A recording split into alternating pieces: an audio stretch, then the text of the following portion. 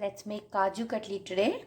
So I've got some fresh kajus and sugar. Pretty much these are the ingredients you need. These are all extras if you want. Ilachi powder, little bit of saffron. I didn't get that silver sheet, so that you're supposed to stick at the top. One teaspoon of ghee as needed. And that's all. Let's get started. I'm eating the kajus. There's only a couple main tips in here. When you grind the kaju, don't put the whole lot and grind for a long time. It cannot become moist. In small amounts, dry. And then we can strain it. I am doing it for the first time as usual, thanks to all the YouTube videos.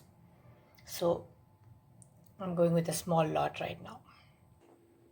You need to go whip, leave for a minute, mix it, whip, wait. That's how you should do it. You should not do it in one go. Otherwise, the cashew will start leaving the fat in and become moist. So like I said, I mixed it. So I'll go whip, wait, mix it, whip, wait. That's the rhythm. Got that out. So let me go with the next lot. So the grinding is done.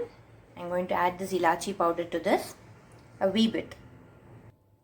So I measured 2.5 cups in this, the cashew powder. So I'm going to add 3.75 cups of sugar and equivalent water. 2:3 is the ratio, cashew versus cashew with water. So now I almost added 3.75 cups of sugar in this for the jeera. Almost equivalent, 1:1, sugar versus water, almost 4 cups of water, and it's on. What I read from all the YouTubes are 2 important points. Grind it slow in small amounts so that it doesn't become hot and sticky, the cashew powder.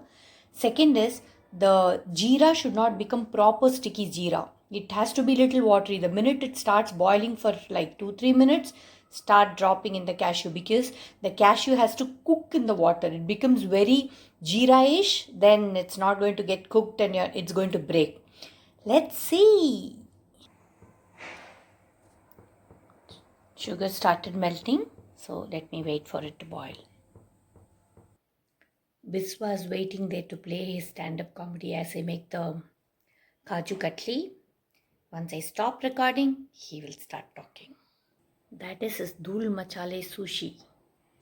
I want to thank Cooking Shocking guy for his YouTube and Dina's Kitchen if it comes all right.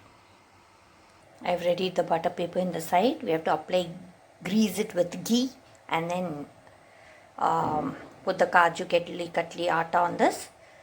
With the balin, we have to bale it and then cut it eventually. It's more of a halwa recipe.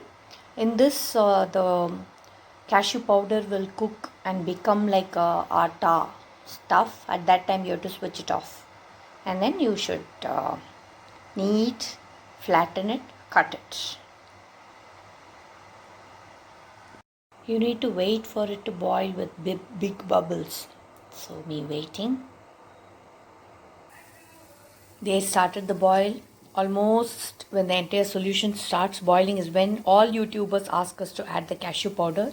I'll wait for a couple minutes and add in the cashew powder. Added the cashew powder in. Sim the gas. Now I have to mix it. Keep mixing. This is really looking like a porridge. I'm not sure now. Still stirring. Fingers crossed for sure. It is thickening. It has to become like a dough. I'm still not sure. It looks watery. Let me see. It's thickened, but it has not become a dough yet. So I'm still stirring. Hard work. Biswas is still waiting there. Same pose. Kaju Katli has become Kala Katli. I've added little more saffron to make it little more brown. I'll give it a new name. Cheat people now. It's kind of thickened. It's become like a halwa. I'm very tempted to pour ghee and make halwa now. Finally, I made Kaju halwa, not kaju katli.